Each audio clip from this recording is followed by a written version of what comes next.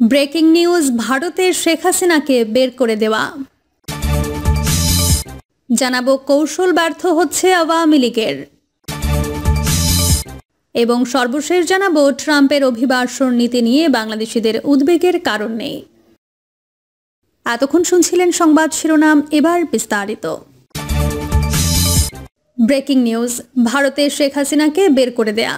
ভারতের বিভিন্ন স্থানে এখন শেখ হাসিনাকে দেশ থেকে বের করে দেওয়ার দাবি উঠেছে। দেশটির রাজনীতিতে শোরগোল সৃষ্টি হয়েছে, যেখানে কিছু রাজনৈতিক নেতার দাবি শেখ হাসিনা ও তার সরকারের মন্ত্রী, এমপি এবং দলের সদস্যদের ভারত থেকে বের করে দেওয়া উচিত। বিজেপির বিরুদ্ধে ক্ষোভ প্রকাশ করে শিবসেনা এমপি সঞ্জয় রাউত এই দাবি তুলেছেন। তিনি বলেন, ভারত থেকে সব বাংলাদেশিকে বের করে দেওয়া উচিত, আর এর শুরু হওয়া উচিত শেখ হাসিনা সরকারের পালিয়ে আসা নেতাদের মাধ্যমে। সঞ্জয় রাউত আরও বলেন, শেখ হাসিনাকে আশ্রয় দেওয়ার পর তারা ভারতের জনগণের জন্য আতঙ্কের কারণ হয়ে দাঁড়িয়েছে। তার উদাহরণ হিসেবে সাইফ আলী খানের ওপর হামলার ঘটনা তুলে ধরেন, যেখানে হামলাকারী একজন বাংলাদেশি নাগরিক ছিলেন। তিনি মনে করেন, যারা বাংলাদেশের ছাত্র জনতার রক্তে রাঙানো, তারা ভারতের মাটিতেও ষড়যন্ত্র করতে পারে। তাই শেখ হাসিনাকে ভারতে আশ্রয় দেওয়ার বিষয়টি এখন সন্দেহজনক হয়ে উঠেছে। সাইফ আলী খানের ওপর হামলা ঘটেছিল 16 জানুয়ারি, যখন তার বান্দ্রার বাড়িতে এক হামলা হয়। এই হামলায় সাইফ আলী খান গুরুতর আহত হন, বিশেষত তার ঘাড়ে মারাত্মক ছুরিকাঘাত করা হয়। মুম্বাই পুলিশ হামলাকারী হিসেবে মোহাম্মদ শরীফুল ইসলাম এবং আরও এক সন্দেহভাজনকে আটক করে। পুলিশের মতে, শরীফুল ইসলাম বাংলাদেশের ঝালকাঠির বাসিন্দা এবং শেখ হাসিনার দলের কর্মী। তিনি সাইফ আলী খানের বাড়িতে চুরি করার উদ্দেশ্যে প্রবেশ করেছিলেন, কিন্তু সাইফ আলী খানের উপস্থিতি দেখে তাকে ছুরিকাঘাত করেন, যার ফলে সাইফ আলী খান গুরুতর আহত হন। এদিকে শেখ হাসিনা 5 আগস্ট ছাত্র জনতার অভ্যুত্থানের পর বাংলাদেশ থেকে পালিয়ে ভারতে আশ্রয় নিয়েছিলেন।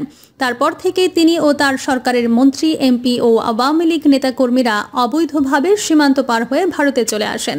তবে সেখানে গিয়েও তারা বিভিন্ন অপরাধে জড়িয়ে পড়েন, যা ভারতীয়দের মধ্যে আরও অসন্তোষ সৃষ্টি করেছে। এই পরিস্থিতিতে সঞ্জয় রাউত ভারতের শেখ হাসিনাকে আশ্রয় দেওয়ার বিষয়ে প্রশ্ন তোলেন এবং শাসক দলের পদত্যাগের দাবিও জানান।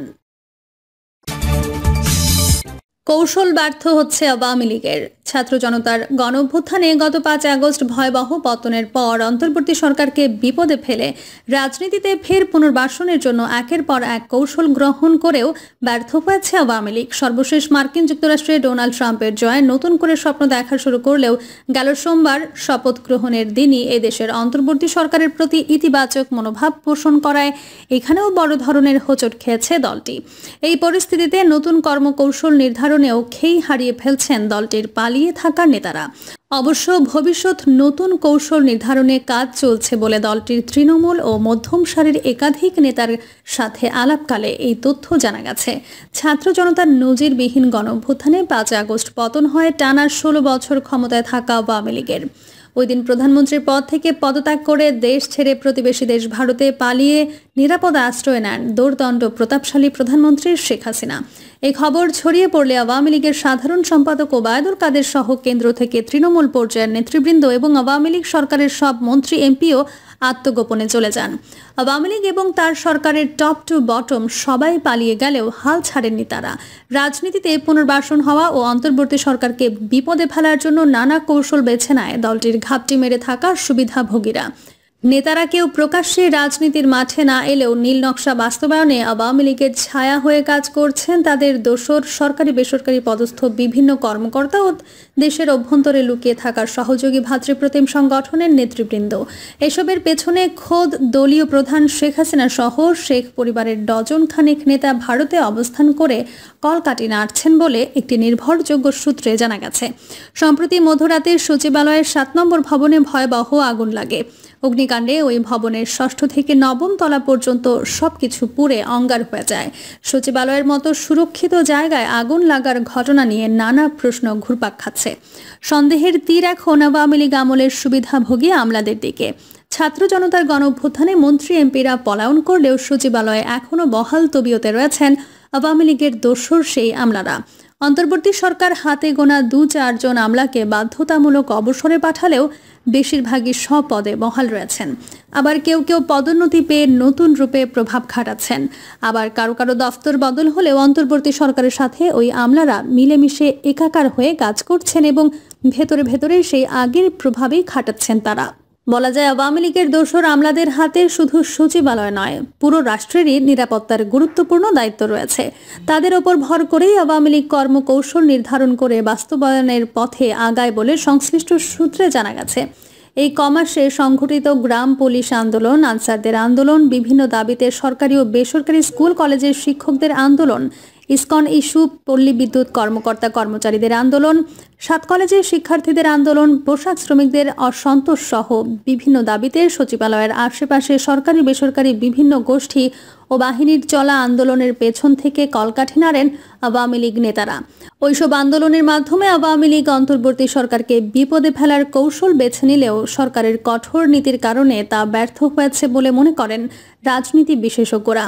আলোচনা আছে 5 আগস্ট আওয়ামী লীগ সরকারের পতনের পরই 10 আগস্ট জুডিশিয়াল কুর মাধ্যমে ফের ক্ষমতায় ফিরতে চেয়েছিলেন ক্ষমতাচ্যুত আওয়ামী লীগ। ওই ঘটনা ফাঁস হয়ে গেলে তা আর সম্ভব হয়নি। সেটা বাস্তবায়ন না হয় 15 আগস্ট নিয়মিত কর্মসূচির আড়ালে ঢাকায় সারা দেশ থেকে নেতাকর্মীদের জড়ো করে একটি প্রতি বিপ্লব করার পরিকল্পনা করে আওয়ামী লীগ। এজন্য তৃণমূল পর্যায়ের নেতাকর্মী এবং আওয়ামী ঘনিষ্ঠ আমলা সহ প্রশাসনের বেশ কিছু কর্মকর্তার সাথে ভারত থেকে সার্বক্ষণিক যোগাযোগ রাখেন এবং বিভিন্ন নির্দেশনা দেন আওয়ামী লীগ প্রধান শেখ হাসিনা। ওই ব্যবস্থাপত্র অনুযায়ী আর্থিক থেকে সেবা খাত, শিক্ষা থেকে সুরক্ষা খাত, প্রশাসনিক থেকে আইন শৃঙ্খলার সবখানেই একটি অস্থিরতা তৈরির মাধ্যমে অন্তর্বর্তী সরকারকে ব্যর্থ করার জন্য সুকৌশলে পেছন থেকে কলকাঠি নাড়েন সুবিধাভোগী আমলারা। যদিও ছাত্র জনতার অব্যাহত প্রতিরোধের মুখে ওইসব পরিকল্পনাও শেষ পর্যন্ত ব্যর্থ হয়। এদিকে গোষ্ঠীগত দ্বন্দ্ব উস্কে দেওয়ার মিশনেও আওয়ামী লীগ ভেতরে ভেতরে পরিকল্পনা করছে। এখনও দেশের বিভিন্ন গ্রাম, পাড়া, মহল্লায় অব্যাহতভাবে সংঘাত সংঘর্ষ লেগে আছে। এসবের পেছনেও আত্মগোপনে থাকা আওয়ামী লীগের শীর্ষ পর্যায়ের নেতৃবৃন্দ কলকাঠি নাড়ছেন এবং তৃণমূল পর্যায়ের নেতৃবৃন্দ মারমুখী হয়ে উঠেছেন। এদিকে 5 আগস্টের পর গণপিটুনিতে নিহত হওয়ার ঘটনাগুলো বিভিন্ন খাতে প্রবাহিত করা এবং দেশের শিক্ষাঙ্গনগুলোর পরিবেশ অস্থিতিশীল করার পরিকল্পনার অংশ হিসেবে মব জাস্টিসের ধোঁয়া তুলে শিক্ষার্থীদের খেপিয়ে তোলার চেষ্টা করা হয়। নতুন বছরের শুরু থেকেই দেশকে অস্থিতিশীল করার জন্য ভয়াবহ ছক কষছে আওয়ামী লীগ। বল পাল্টে অন্তর্বর্তী সরকারের সাথে মিশে যাওয়া আওয়ামী লীগ আমলের সুবিধাভোগী আমলা, পুলিশ প্রশাসন ও পদস্থ কর্মকর্তাদের মাধ্যমে সেই ছক বাস্তবায়নের নয়া কৌশল নেওয়া হচ্ছে বলে আশঙ্কা রাজনৈতিক বিশ্লেষকদের। আওয়ামী লীগ ক্ষমতায় থাকার সময় দল ও সরকারের মুখপাত্র হিসেবে ভূমিকা রাখার সাবেক তথ্য ও সম্প্রচার প্রতিমন্ত্রী মোহাম্মদ আলী আরাফাত একটি বিদেশি গণমাধ্যমে দেওয়া সাক্ষাৎকারে যুক্তরাষ্ট্রের বিদায়ী বাইডেন প্রশাসন বাংলাদেশের ক্ষেত্রে যাদের সমর্থন জুগিয়েছে, ট্রাম্প প্রশাসন সেটি করবে না বলেই তারা মনে করছেন। এ প্রসঙ্গে বিশিষ্ট রাজনীতি বিশ্লেষক ও ন্যাশনাল আওয়ামী পার্টির সাবেক সাধারণ সম্পাদক মোহাম্মদ ইসমাইল হোসেন নয়া দিগন্তকে বলেন, অন্তর্বর্তী সরকারকে বিপদে ফেলার জন্য আওয়ামী লীগ যদি কোনো নাশকতা করে থাকে তাহলে প্রমাণ দিতে হবে। যেমন সচিবালয়ে আগুন লেগেছে, জাহাজে আগুন লেগেছে, এগুলো যদি বলা হয় আওয়ামী লীগ করেছে তাহলে এর পক্ষে প্রমাণ থাকতে হবে। তদন্ত কমিটি কি করছে? তারা তো তদন্ত রিপোর্ট প্রকাশ করছে না। এক প্রশ্নের জবাবে তিনি বলেন, বাইডেন বিদায় নিয়েছে, ট্রাম্প প্রশাসন শপথ নিয়েছে, এতে আওয়ামী লীগের আত্মতুষ্টিতে ভোগার কিছু নেই। মার্কিন যুক্তরাষ্ট্রের প্রেসিডেন্ট পরিবর্তনের সাথে বাংলাদেশের ক্ষেত্রে তাদের পলিসি চেঞ্জ হবে এটি মনে করার কোনো কারণ নেই। বিশ্বেও বড় বড় দেশের ক্ষেত্রে অন্য কোনো দেশের বিষয়ে পলিসি চেঞ্জ করতে গেলে এটি নিয়ে তাদের বিভিন্ন পরিসরে আলোচনা করতে হয়। সেটি আবার বাংলাদেশের কোনো দলের কথায় তারা প্রভাবিত হয়ে পলিসি পরিবর্তন করবে এমনটাও নয়। ট্রাম্পের অভিবাসন নীতি নিয়ে বাংলাদেশিদের উদ্বেগের কারণ নেই। গত 128 বছরে আমেরিকায় কোনো প্রেসিডেন্ট এত বড় ম্যান্ডেট পাননি। ইলেকটোরাল, পপুলার ভোট, 7টি সুইং স্টেট, সবগুলো জায়গায় ডোনাল্ড ট্রাম্প সাফল্য পেয়েছে। এই জায়গা থেকেও ডোনাল্ড ট্রাম্পের দ্বিতীয় মেয়াদের অভিষেক বিশেষ গুরুত্ব বহন করে। ট্রাম্পের এবারের ম্যান্ডেট খুব স্পষ্ট। দুটি জিনিসের প্রতি ভোটারের সম্মতির ওপর এত বড় বিজয় এসেছে। একটা হচ্ছে শান্তি, আরেকটা হচ্ছে যুদ্ধ থামানো। জো বাইডেনের সম্মতিতে দুটি যুদ্ধ চলছিল। গাজা যুদ্ধ থামানোতে ট্রাম্প সরাসরি নেতানিয়াহুকে চাপ দিয়েছেন।